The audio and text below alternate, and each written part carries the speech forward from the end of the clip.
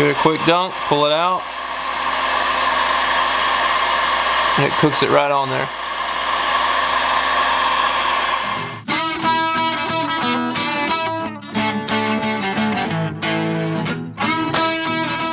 Hey, what's going on, guys? Joe from Dinsmore Outdoors coming at you.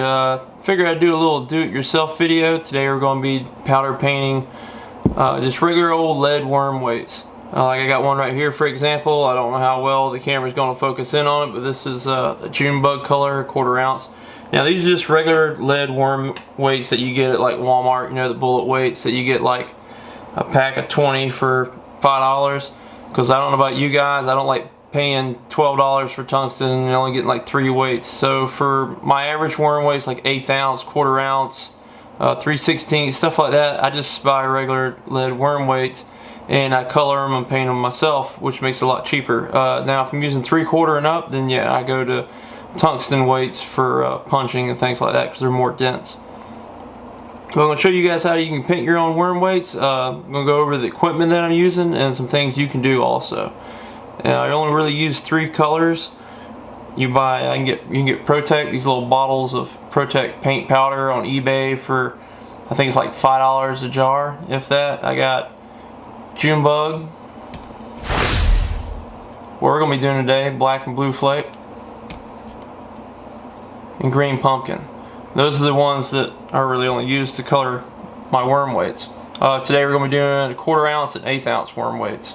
But like I said, let me go ahead and show you the equipment that we're going to be using today. Oh, and also, UPS man stopped by the same day I decided to make my video. So if you want to see an unboxing, stick around for the end of the video and I can show you what's in the box. Alright, let's jump into it.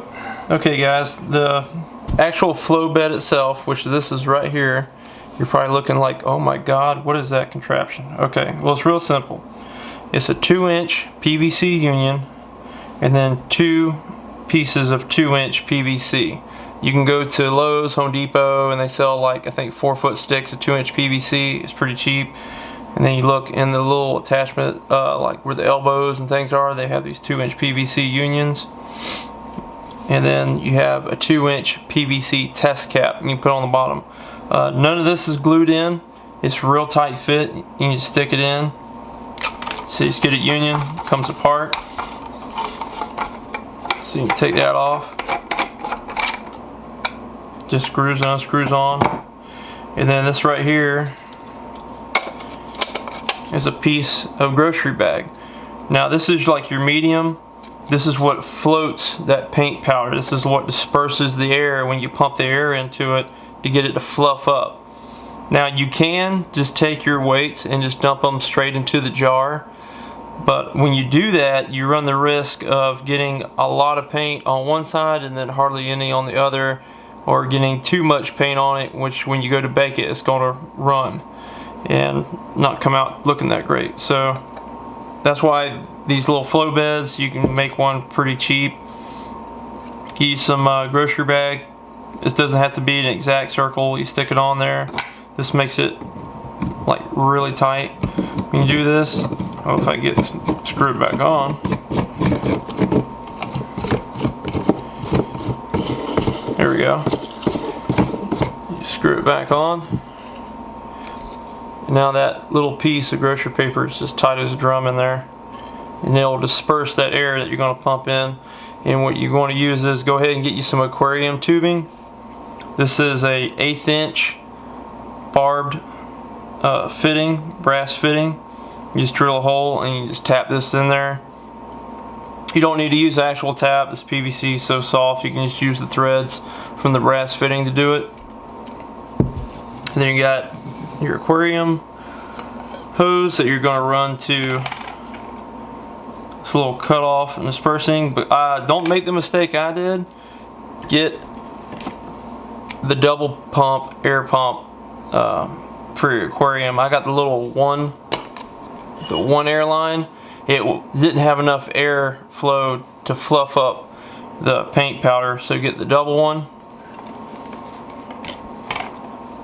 And then you got like your little regulator piece right here to open and close which one you want. Eventually we're going to have both open, but I always start off with one closed. That way you don't get a big giant puff of air when you turn it on and plug it in, which could, you know, blow your powder all over the place and make everybody you live with not very happy to see sparkly powder all over your table. I wish I had my little workshop bench done, but this is what I got to work with for now.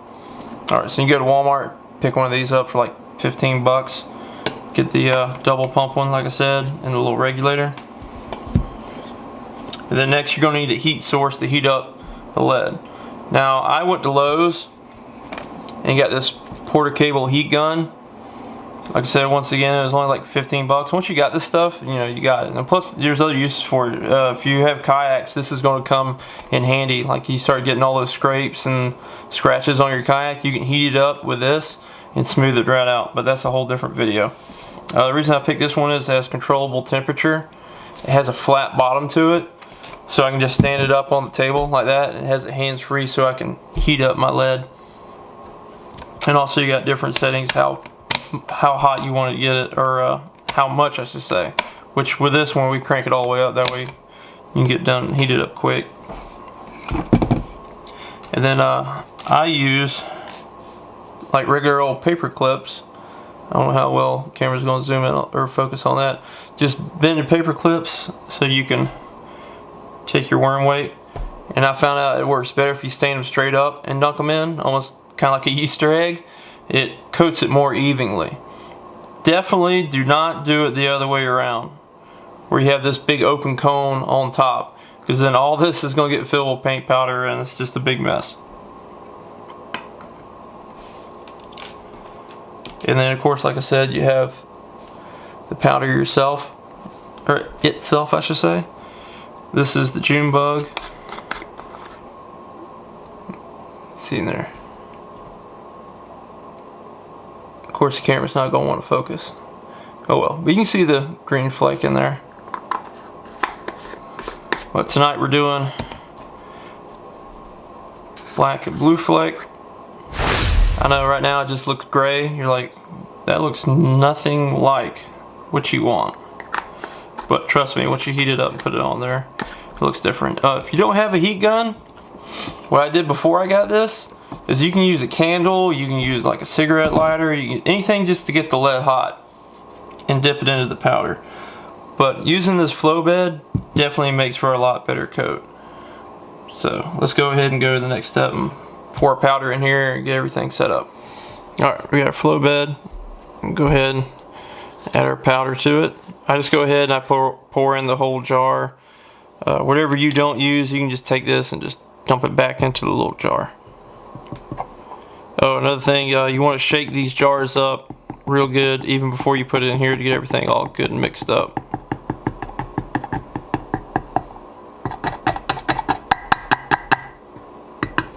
Alright, I don't know if you can see it, but there she is all in there. Next thing we're going to do, we're going to go ahead and I'm going to plug in my fish aerator. You can see it's already starting to bubble up a little bit. Alright, you can start to see it move in there. Focus. Now we're going to open up the other end and get it really going. There you can see it fluff up.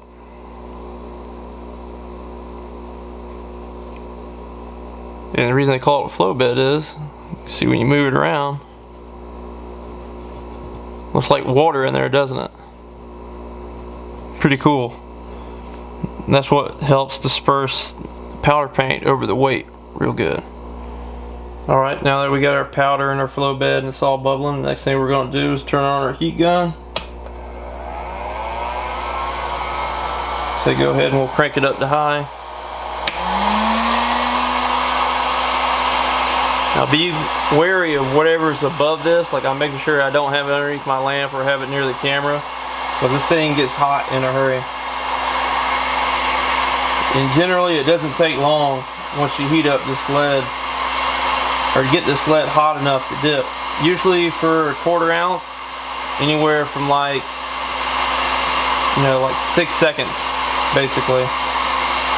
So you're going to try to roll it around. 1, 2, 3, 4, 5, 6. I'll dunk it in, pull it out.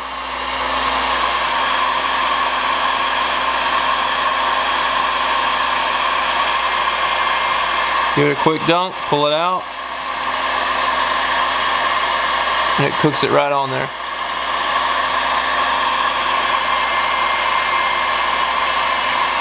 Go ahead and let it cool off just a second. Take it off and put it on the little bacon tray. Alright, we'll do one more. So take your little paper clip, put it on there. You want to heat it up.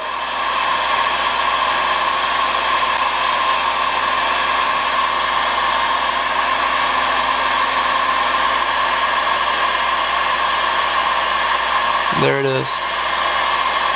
Just like you get from the store. Now, these are good to go just like this if you really wanted to use them. But this next step I'll show you guys is where this paint won't come off at all if you slam it up against a dock or rocks or something like that. I mean, you really gotta like pretty much bend the lead to chip the paint off. So let me go ahead and I'll finish these up and I'll show you the next step. Alright guys, there's our worm weights. Cooked up, but we're not quite done yet. You want to get yourself a pan and get some Reynolds wrap non-stick. You want the non-stick side up. You're going to put your worm weights on them just like this. They're pointing up, and then you're going to put them in the oven at 350 degrees for 20 minutes to really bake that powder coat on there. That's our 1/8 ounce worm weights. They're baked. They'll give you guys a better shot of them and a lot better light. But let's go ahead and we'll pop these in the oven real quick. Okay guys, and while the worm weights are cooking, you can go ahead and start cleaning up. You can just take your flow bed and you can take it and just pour all your powder back into your jar. Well, something else we can be doing while the bullet weights are baking is go ahead and do this unboxing video right here. A little bonus. Break out the Kershaw, get this thing open. UPS took their sweet time getting it here to me. Alright. See what kind of stuff I got. Receipts, packing stuff. Replacement of skirts for a buzz bait I got. Too bad I gotta wait till summertime to really start using that thing. Got a Booyah spinnerbait, double Colorado, gold blades for the dark water here in Florida. White for shad imitation. Hear that thump. Here's a little bullet weights I was telling you guys about. This is a 1/16 ounce. This is for a trip I got coming up to the Santa Fe River to catch some Swanee bass, and also for the little bass out there in my pond. And here's what I'm going to be using. Little crawfish imitations, good old culprit. Man, I wish I would like to see more of these around. This culprit's getting harder and harder to find, like out in town. You know, like Walmart and maybe a couple other places, and usually they don't have that big of a selection. Usually Zoom takes up everything. There's a little Increta Swim, Increta Crawl, whatever you want to call it, Increta Slim. This is 3.5 inch version. This would be like a little snacks, perfect little crawfish imitation for out there in the pond. And this is something for another video that's coming up. We got the big 4.8 swim bait, Keitech swim baits. This is sungill color, and to go with that is a 1/4 inch underspin, 3/4 ounce. This is for when I go to fish Kingsley coming up here soon. Me and Bubba are going, and we're going after big bass only. So when the water starts warming up later in the day, cover some water with some swim baits. Hopefully get a bigger fish on that. And then last but not least is another pack of Increta Slim. This one here is a green pumpkin, a little bit better natural imitation. Hot new lure. I didn't know it was new. I think they've been out for a minute. But can't wait to try these out. I got a feeling we're gonna get a lot of bites with these little crawfish imitation baits.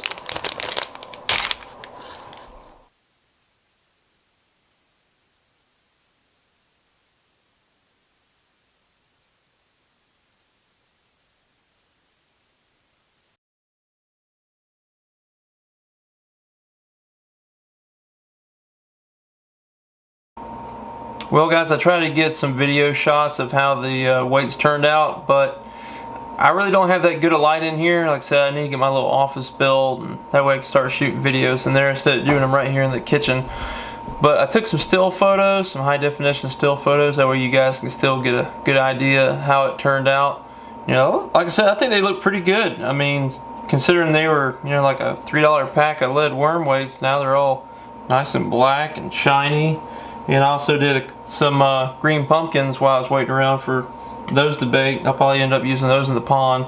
I didn't bake the green pumpkins, I just heated them up, dipped them in the powder. You know, they're good to go. Like, they look fine to me. They look awesome actually. So, you know, that way you can make your own color worm weights to match whatever you're using. They have so many different colors, way more than just the 3 that I got. So you can go on eBay, type in ProTech. If anything, I'll try to leave a link down in the description below if you guys are interested in this. Also, if you have any questions, leave them down in the comments below. I'll try to answer them to the best of my knowledge. I hope you guys enjoyed the video, learned something informational, maybe make you guys want to try to get up and give this a try yourself. You know, it's one more thing to come home to and another fishing hobby to do, right? As always guys, thank you for watching Dinsmore Outdoors. Leave me a thumbs up if you haven't already. Subscribe, that way when more do-it-yourself videos come out, you'll be informed of it when it comes out. Remember guys, we do more in Dinsmore. We'll see you next time.